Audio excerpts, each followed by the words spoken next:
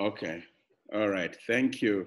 So, colleagues, I would like to welcome you to this webinar on Zimbabwe. It's a webinar that is being convened by Zim Alliance. And I would like to introduce myself. I serve as the project director for Zim Alliance under Trust Africa. And Zim Alliance is a funder collaborative that was founded by Trust Africa, Wallace Global Fund, and Schooner Foundation, and currently works with funding partners that include Omedia Network and Humanity United. And the goal of our work is to strengthen civil society in Zimbabwe and promote democracy and public accountability. So it's a real honor to be convening this conversation. And for those of you who were able to see the note that we circulated ahead of this webinar, we are delighted to be hosting with us today as panelists, Janet, who I think is blasted on everyone's screen. Yes, sure. Beside there is Janet full screen. Am okay. I? Yes. Hi, everyone. Yeah. Yes, okay. we have Janet, who is the Executive Director of Zimbabwe Coalition on Debt and Development, the leading social justice, economic justice advocacy coalition in the country. She will be speaking to us after I give a bit of some framing remarks. We are also delighted to be joined by Gladys Changachirere. Gladys is the Executive Director of Institute for Young Women in Development. They are the leading platform in terms of advancing gender justice in Zimbabwe. Even though they put young women forward, it's really gender justice writ total. Also, broadly focused on the democratic question in the country. So welcome, Gladys, welcome, Janet, to the conversation. Thank you, Brett. Yeah, I would also like to add that we have received apologies from Dr. Shingi Munyeza, who had confirmed to be a panelist for today, but we have a health emergency in Harare. We have a cholera outbreak, and it has claimed 30 lives or more than 30 lives, and it's something that we are all running around to see how it can be contained. And Dr. Munyeza was just appointed to head the task force that is leading the response to the cholera epidemic. So they have a meeting, an emergency meeting that has been scheduled, and it's clashing with the webinar. So he sends his apologies, but he's with us in spirit, and would have loved to be part of the conversation. So with that, if you allow me, I would like to, do we have Chika? And can we quickly just have a rundown of who is on the call so that our speakers know who's on the call?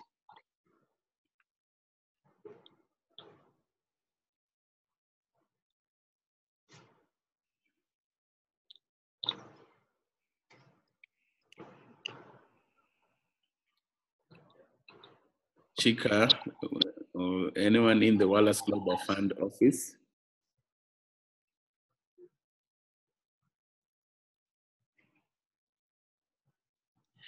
Okay, maybe we'll do that. Okay, so thank you. Just keep updating us on that, and then we'll share that as we are getting along. But I've noted that we have the Wallace Global Fund Executive Director, Ellen Dorsey on the call. We have Magenta Studios on the call. We have Natalie Kay of National Endowment for Democracy on the call. We have Zanele Swanda. We have Gregory Reganon on the call. And you can just keep updating us as we are going. And we also would like to thank, even as we are starting, the Human Rights Funders Network, as well as the African Grant Makers Affinity Group, as well as European Foundation Center for their support around this webinar. So just to give a bit of a background to colleagues, a lot of us will remember that July 30th was a big day for Zimbabwe. We held the highly anticipated general elections, and these were the first general elections that we were holding post Mugabe and post Mugabe's 37-year rule. Colleagues remember that these general elections followed the changes that we saw in November 2017, when a confluence of several factors, including the military intervention, as well as the biggest ever mass protest, resulted in Mugabe resigning. And a new administration coming into office with promises and commitments to usher in a new dispensation. In fact, if you caught the words of the president, President Mnangagwa, when he came in post-November, he spoke of opening a new chapter of democracy in the country. So the 2018 elections were highly anticipated. Everyone looked at these elections as the decisive moment at which Zimbabwe will mark a clean break with the past and set itself on a viable path towards addressing the perennial challenges around democracy, as well as the economic situation and how it impacts on citizens. The elections themselves, as colleagues now know, have ended in yet another disputed outcome. Whereas the anticipation was that you will have undisputed legitimacy conferred to the winner of the elections come July 30, we are in a situation where we've now had another disputed outcome. But before I come back to that, it's important to recognize that the elections were held in an environment that was significantly different to how elections have been held in the past. So for the first time, you had international observers invited from all over the world. We had observers from the US, observers from the EU, observers from the Commonwealth, from the AU, from SADC, different countries. And in the past, we know that countries that were considered not friendly were not welcome to be part of the election observation process. And secondly, you have a situation where, for the first time, you also had the opposition being able to access areas that had been declared non-go areas, particularly in terms of the rural areas. So there were certain notable changes, with these elections compared to previous elections. But you also had a reality where the structural issues that determine whether an electoral process is free, fair, and credible were not addressed. And these are issues, most of them to do with the conflation of the state and ruling party structures, where there's no separation, even with, regards to some of the security arms of the state and the instruments of mobilization of the ruling party, but also access to financing for political parties. The opposition campaigned with very minimum resources compared to the abundance of resources that you saw, on the ruling side. And there are also questions to do with, access to public media. Our constitution actually mandates that the public media must give fair access to all contesting parties and must not be politically biased. And then there was also big issues to do with the administration, the electoral administration body itself, which ended up being, at the center of a tussle between the ruling party and the opposition.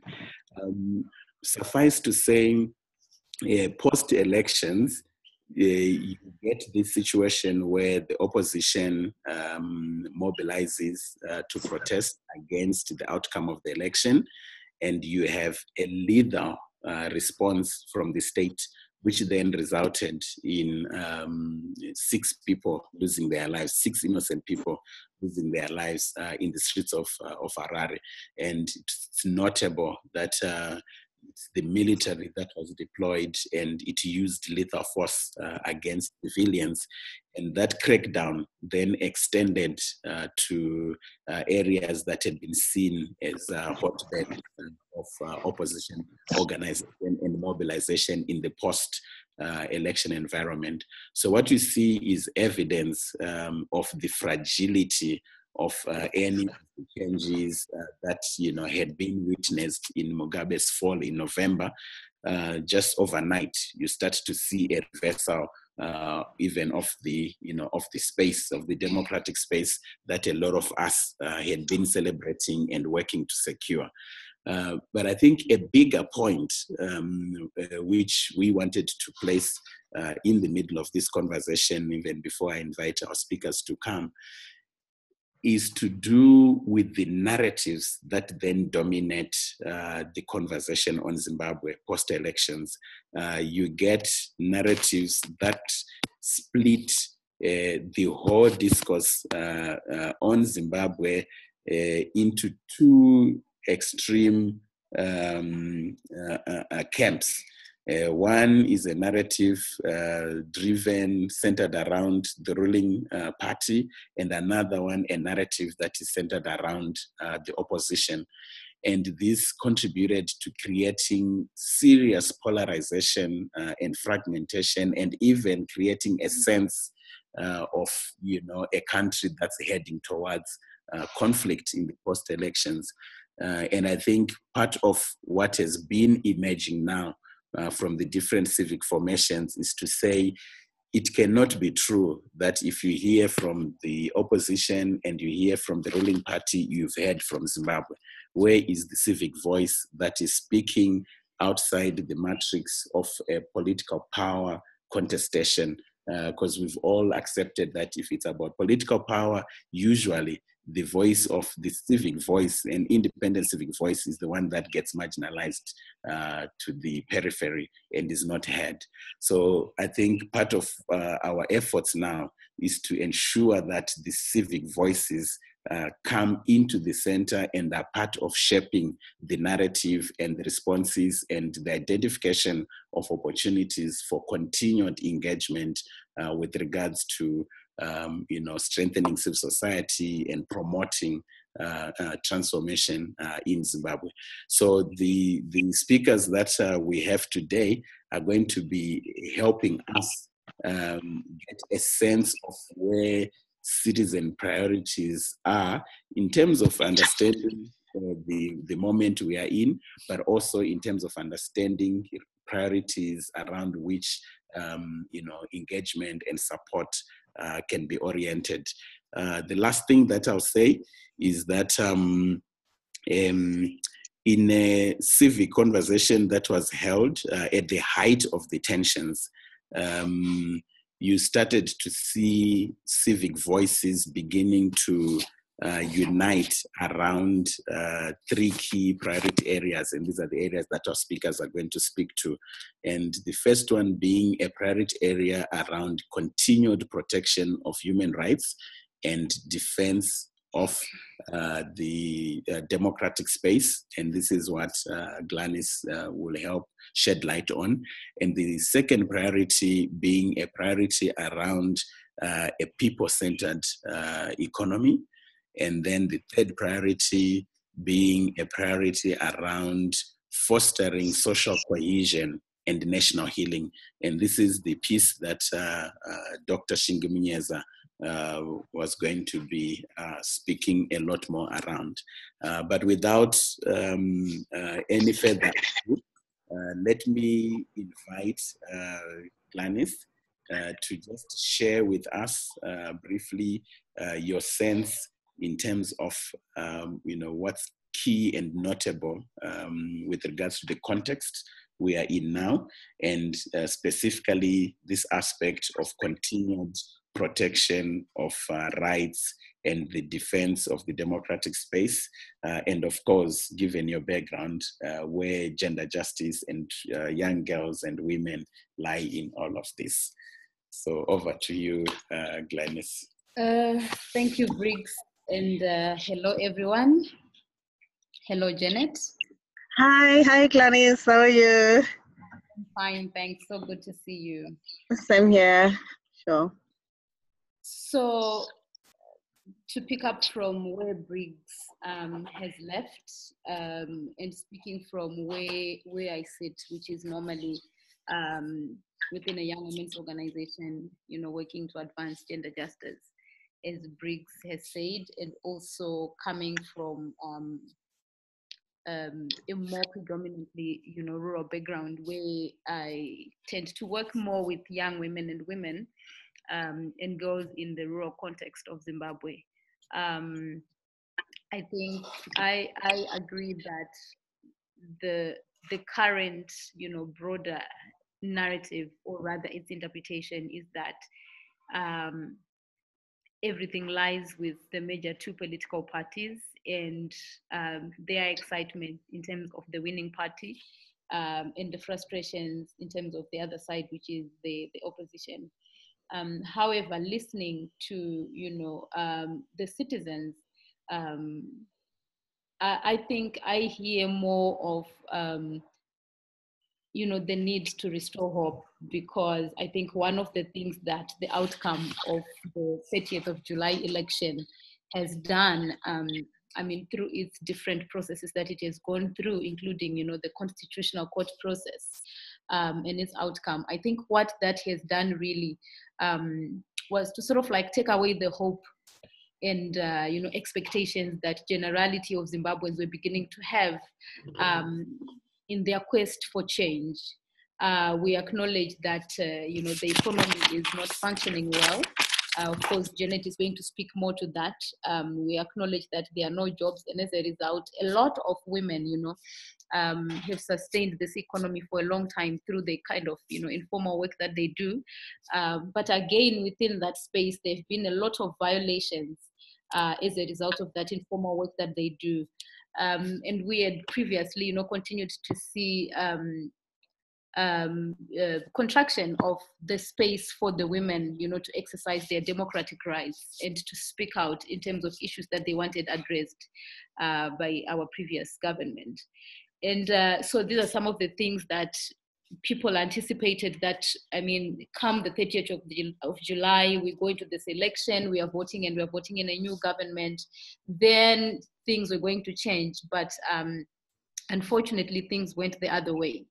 And so the sentiment that arises now is there is hopeless amongst, generality of citizens in terms of what needs to be done going forward. There's still sensitivities and fears around, protection and defense of their rights, given what happened, in the aftermath of the election, where we saw open violence being, perpetuated by the state through the army. There's a lot of fear, amongst women, especially given how the broader electoral environment, played out against women across the political parties that we have in this country.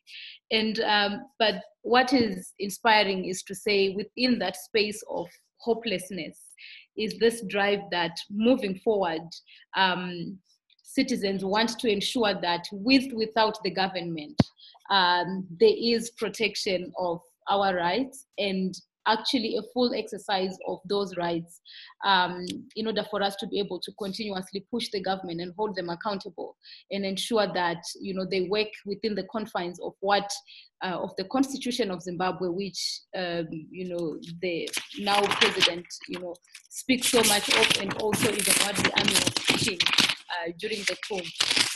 And what that means to us as CSOs, and particularly for me, coming from a much more community-based organization, is that I think we need to explore as much as possible the space that we've had post the coup, where the government somehow, tried to open up the space because they are on this re-engagement drive where they want to open up, the space to the international community mostly. And I think what that presents to us, despite what we have continued to see, including the violence of, the 1st of August, is how do we ensure that we ensure that we protect that space of openness and use it to the advantage, of citizens. And I think one of the things that we have seen, clearly emerging is that there seems to be willingness and slight, willingness to shift in terms of, the mindset and the operations of certain government institutions and departments. And what that means is it gives us hope, that we can be able to make sure that we use those, structures and systems that are opening up this space and push them, to the extent that they actually widely open that space and begin to institutionalize and inculcate a new culture of, democratic governance in Zimbabwe, talking about the local authorities, for instance, the traditional leaders as well, and ensuring that we continue to push so that the spirals to the national level. And then secondly, for us to do so much in terms of activating citizen agencies so that they're able to hold this government accountable, but also even to push the current boundaries in terms of the limitations that we have seen from this government.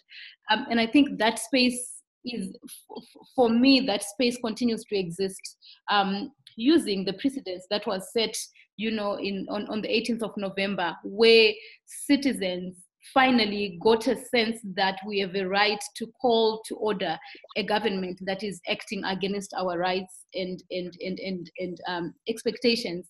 And so we need to make use of that feeling that was obtained then to say, going forward, how do we continue to ensure that the citizen voice becomes the dominant voice and continues to drive the agenda of how the country is going to be carried forward, particularly in terms of wanting to ensure that while there is so much that's being done to revive the economy and all that, the democratic space remains for the citizens to also be able to resist,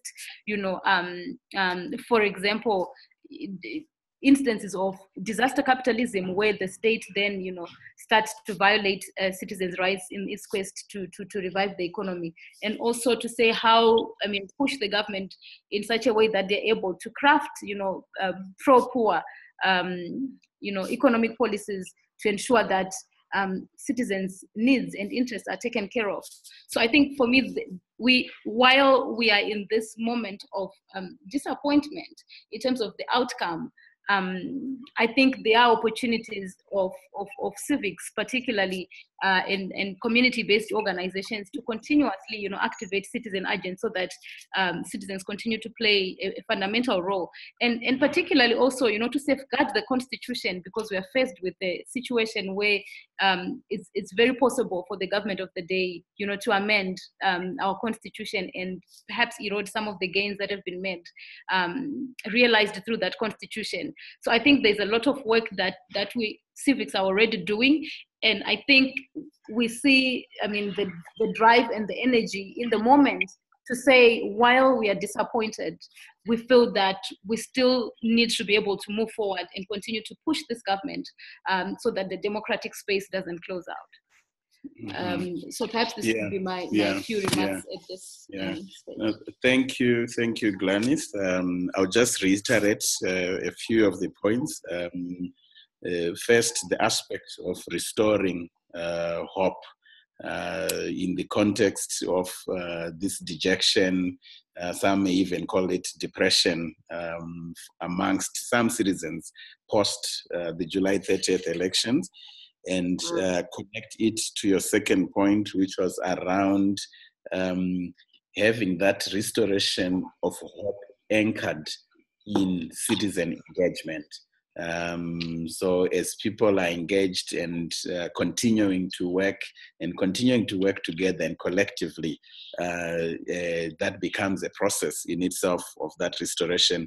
And thirdly, the aspect of taking as an opportunity the orientation of the current regime towards re-engagement of the international community, to use that as the opening to continue pushing and raising the priorities of citizens. And the last point I'll reiterate is the point around harnessing the Constitution, so both harnessing the Constitution, which has a very good Bill of Rights, but also using that process to defend the Constitution and make sure that we do not get to a place where that Constitution is willy-nilly amended, especially in a way that then undermines citizens' rights. I will invite questions after we've heard from Janet, who is going to speak to us more on the people. So it's the context as you're getting it, and particularly focused on this aspect of promoting a people-centered economy as a priority now. Over to you, Janet. Okay, thank you very much, Briggs, and thank you everyone who has joined us for this webinar.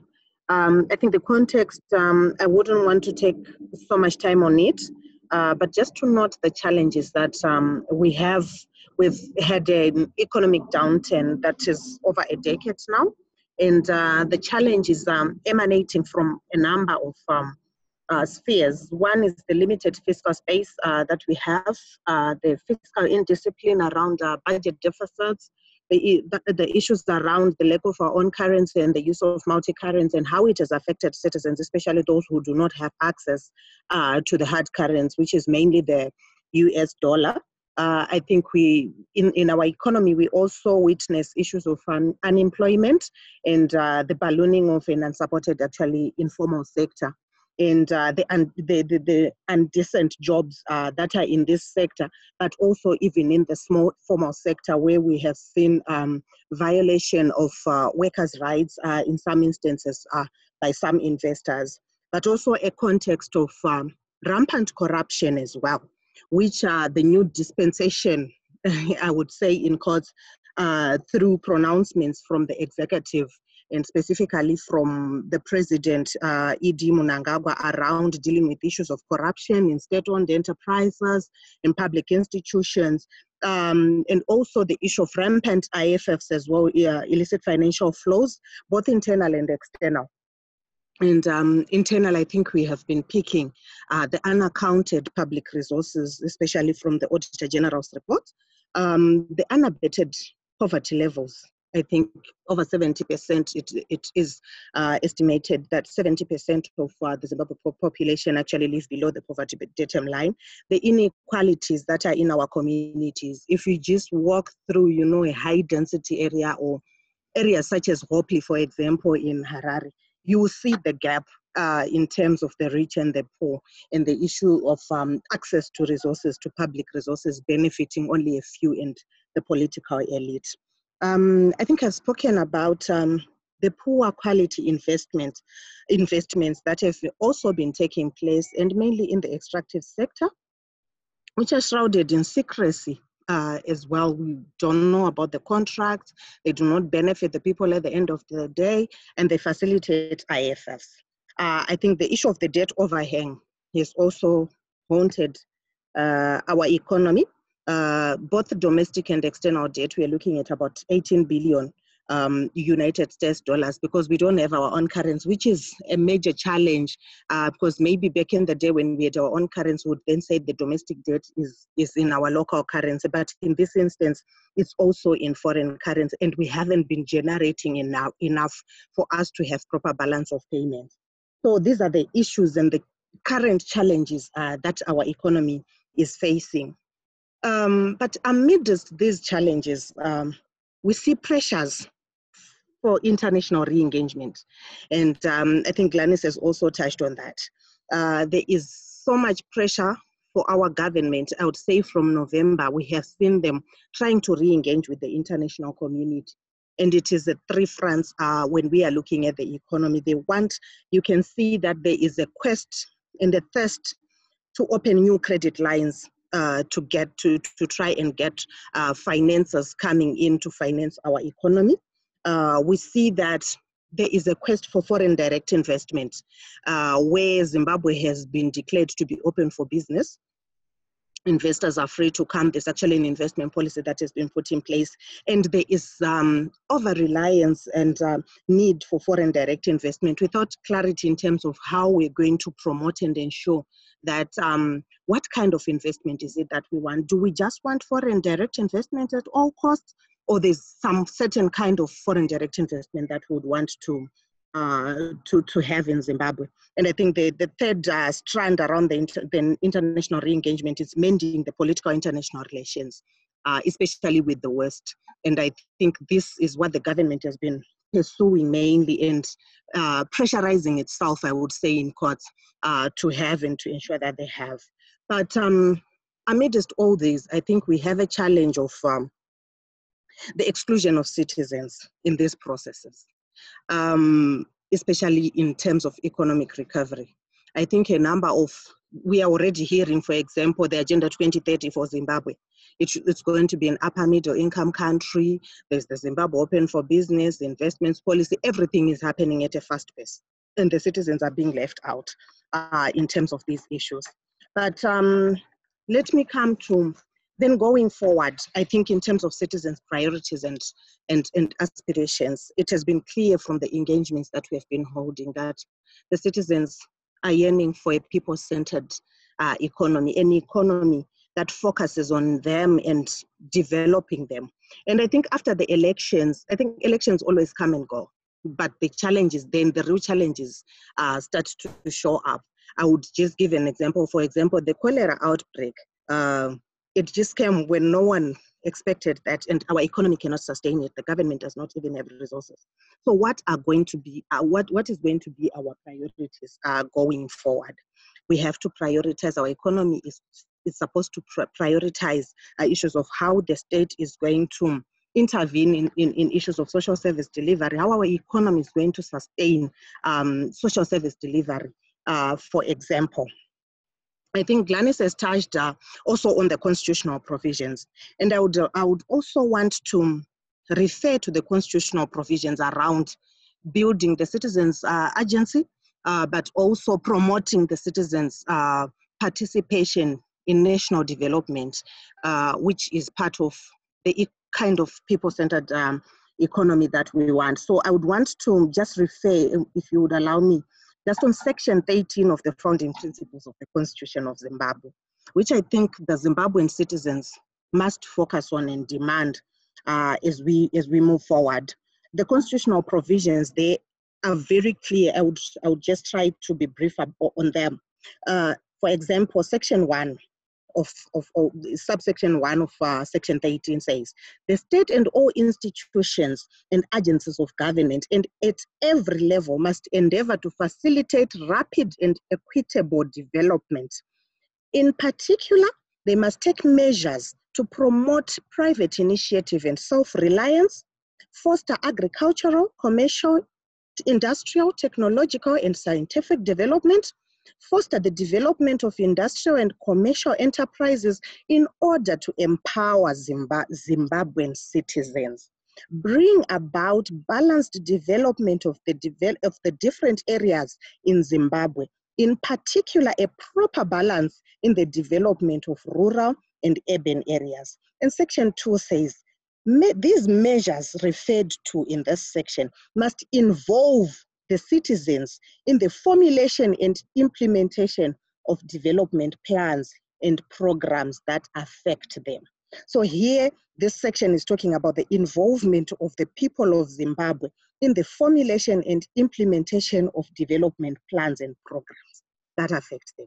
So we need to measure in terms then of these constitutional provisions. Because when I look at them, they are very clear in terms of the role of the citizens and where the citizens must be placed.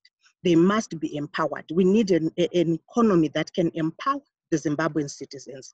We need equitable and rapid development, which takes into account the different areas in Zimbabwe. I think this is in terms of the provinces, and it brings in the issue of devolution, for example. There is also an issue of measures must be taken to protect and enhance the right of the people, particularly women, to equal opportunities in development. So this is also some of the issues that the people-centered economy should try to address and ensure that local communities benefit from the resources in their areas. So our economy should endeavor, I think, going forward to ensure that citizens are put within this framework of our constitution and constitutionalism. So I think as I conclude, I would say in terms of the building of the Citizens Agency, we need to ensure that citizens are participating in the development of the economic blueprints that we have like going forward. I think we have a challenge where economic blueprints maybe just come from manifesto from the manifesto of the ruling party without proper consultations of the citizens. We need a democratic economic reform agenda that includes the citizens, that ensures that citizens are included, that will address the issue, all the challenges that I think I tried to highlight as I began to give a discussion around this. We need to ensure that there's participation of citizens in economic development plans at the local level. I think this is building the local advocacy. What are the local authorities doing in terms of economic development? And we build it at that level. Then building the citizens' oversight role around the monitoring of the economic performance. I think for a long time, the citizens have been spectators in the economy and victims, actually, spectators and victims at the end of the day. But now they need to be monitoring and holding the duty bearers accountable. And I think the fourth part is around building the citizens' resistance and also capacity to respond to certain shocks, economic and social shocks that may come. For example, I think I've given the cholera issue. What is going to happen when we introduce, for example, our own currency are going to cushion the citizens. I think we have heard, for example, the Minister of Finance saying he'll do away with the bonds, but the bonds are the ones that are in our accounts. So what is going to happen? Are we going to have a 2009 where we are zeroized and we remain with nothing? So there is need to build capacity in terms of citizens to resist some of these issues and also to build their capacity to absorb the shocks around this, but also oversight around public finance management. Like I indicated, I think around the Auditor General's reports, there have been issues that have been coming out. We experience on a day-to-day basis issues of corruption by public officials. What is going to happen? State-owned enterprise. Can I invite you to yes, conclude? Yeah. Almost. Yeah, so these are just some of the issues that I just thought I would raise. And if we involve citizens and consider as we are moving forward that a market-based economy, which is what is being pushed by the government, and fettered will not work for the citizens of Zimbabwe. It is only considering issues of profits before the people. And as we learned over the years, we have gone through ESAP, for example, the benefits do not trickle down to the ordinary citizen. And the citizens are resisting this, and their aspirations is involvement in participating and in having a voice in the economy going forward. Yeah. Thank you. Thank you very much. In the interest of time, I would not attempt to reiterate the main points from your conversation. I think I'll just mention the aspect of a democratic economic reform agenda that you've mentioned, and bringing the voice of citizens, particularly around the priorities that you have mentioned, to be at the center of holding the state at all levels accountable to that. Let me invite colleagues who have joined us on the call. We have 15 more minutes, so would like to invite you at this stage to step in and ask any particular questions or clarifications, from our panelists today, and anything else that we can speak to help build a clear understanding.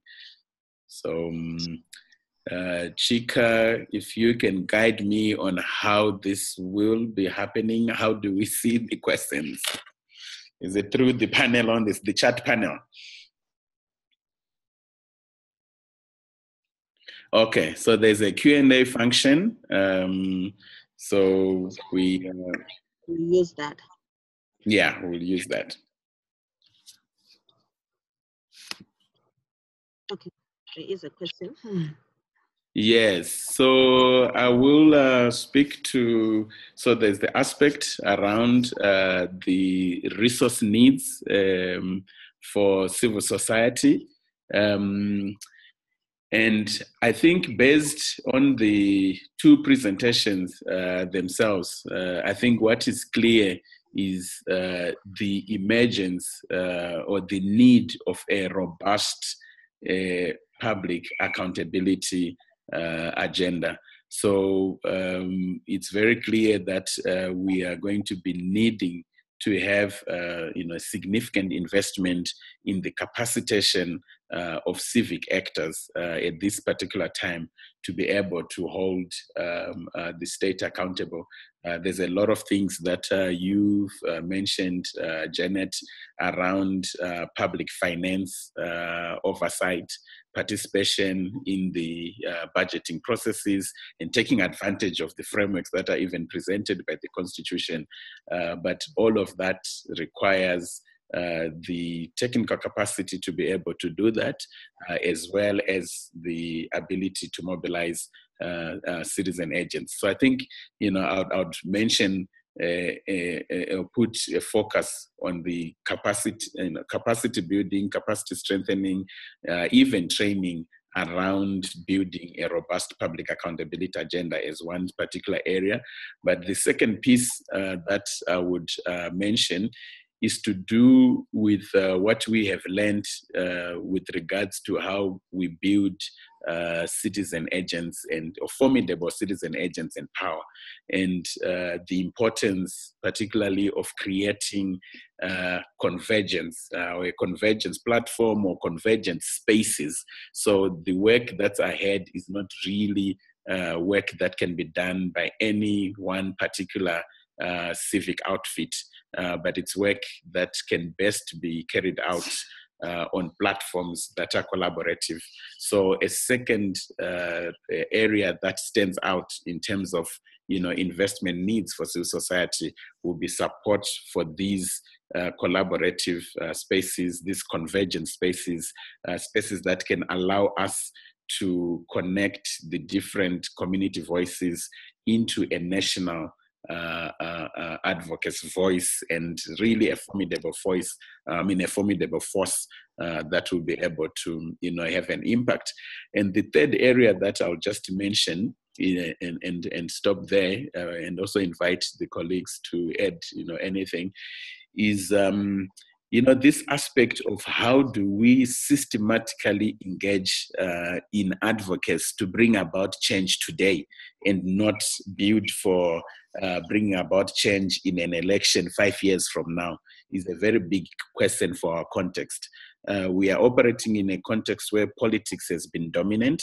So most of the investments has been around the electoral option. So you invest your eggs and all your eggs pretty much in building towards electoral change. And the opportunity is once in 5 years. But I think what we are learning and what we are hearing from different communities is that actually civic engagement is really about everyday issues. It's about everyone, and it's about everything that matters. And so it's really that everyday part. So how do we approach advocacy in that from that angle? So there's a significant need with regards to strengthening our understanding and our ability to drive a robust advocacy agenda that responds to things as they are happening today. We've got running battles between the police and vendors in the streets of Harare today as we're speaking. We've got all these other issues that have been raised by colleagues.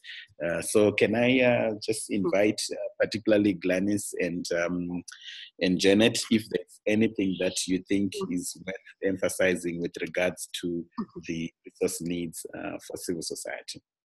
Okay, maybe just from my end to just also emphasize on the issue that you have said, Briggs, around supporting citizen spaces and also actions to hold duty bearers accountable. And I think this is where we need more investment, but also just to reiterate that maybe it's beyond just supporting the spaces, but the building of citizens models, especially around the economic recovery, citizens models around the alternatives.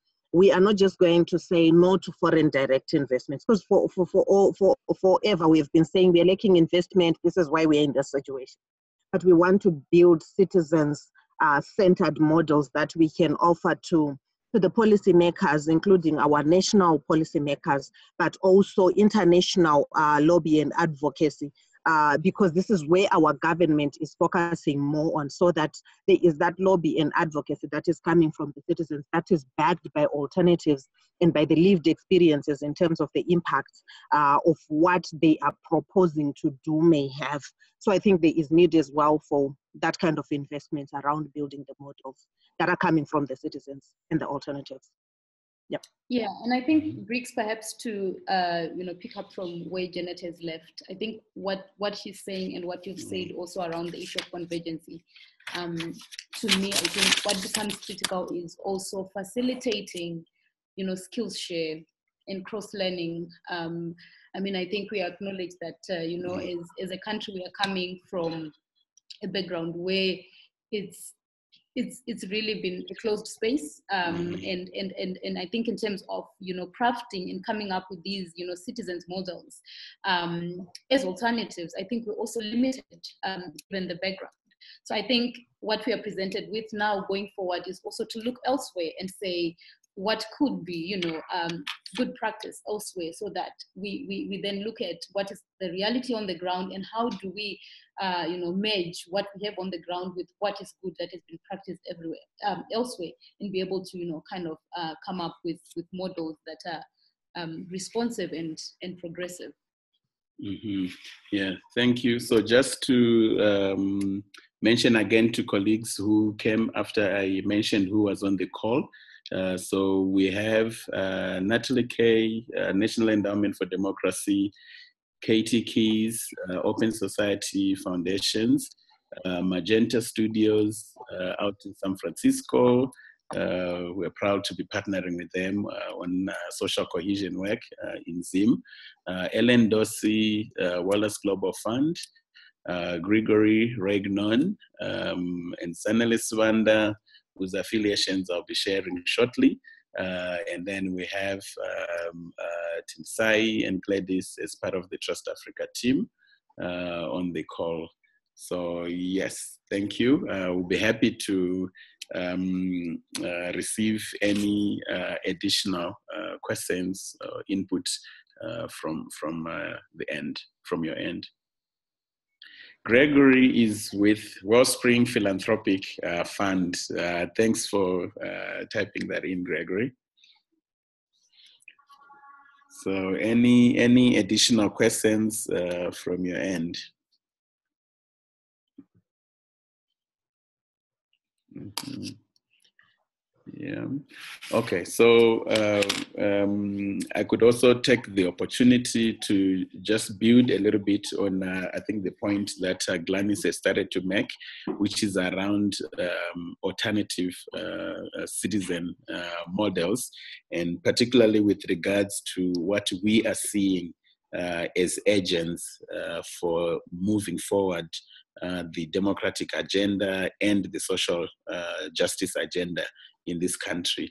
And I think one big thing that we have been noticing is the emergence of, you can call them, local formations or grassroots formations, and it goes all the way to, looking at them even as social movements.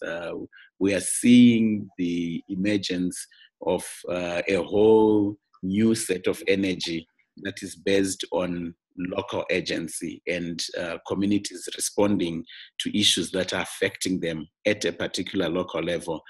So not necessarily issues that are focused at the big political change question, but issues, giving an example, issues focused around a particular extraction of a natural resource and the injustices that that particular community is experiencing. And at the end of the day, we're seeing those as actually the next frontier, I would say, in terms of civic agents or platforms.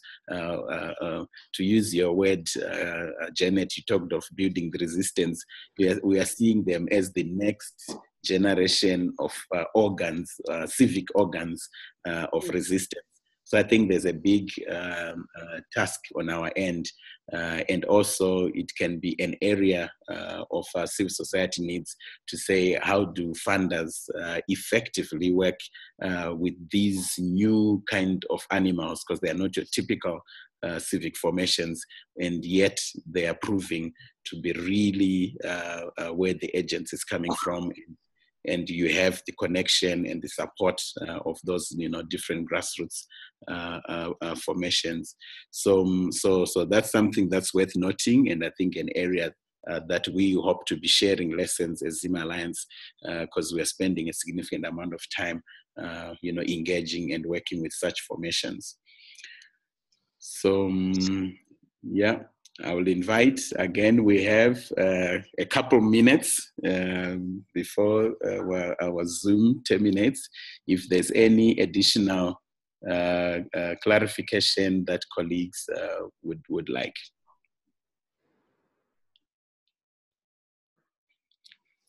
All right, I think my panelists were exceptionally clear. You posed all the questions, provided all the answers. You would hope to continue the conversation. Yes, yeah. I think we wrote something around that. Yeah, so if you have materials, Janet, Gladys, please feel free to share that. Then we can also circulate to colleagues. But, at this point, I would like to thank Wallace Global Fund, Open Society Foundations, Wellspring Advisors, National Endowment for Democracy, Trust Africa, for the time that you've taken, Magenta Studios, for the time that you've taken on the call. And also just to let you know that a recording of the webinar is going to be available, and it will be shared in the next few days. We have everyone's contact details, so we'll be able to share that. Seeing from Magenta Studios, I'm pondering what capacity building and training might look like in the context of our work. Looking forward to continue this conversation and supporting however we can. So that's a conversation we can definitely continue. Magenta, thanks for chipping in on that. Okay, so thank you, colleagues, for taking the time, and we look forward to continued engagements. All right. Thank you very much, and thank you, Briggs, for the opportunity. Thanks, Gladys. Thank you. Janet. Sure. And thanks to everybody. Yeah, like Briggs have said, we'll really share. I think there are a number of papers that we are developing as ZimCode around responses, citizens' responses to issues around the economy, and we'll share those for circulation. All right. Thank you. Bye. Bye. Here we go. Leave meeting.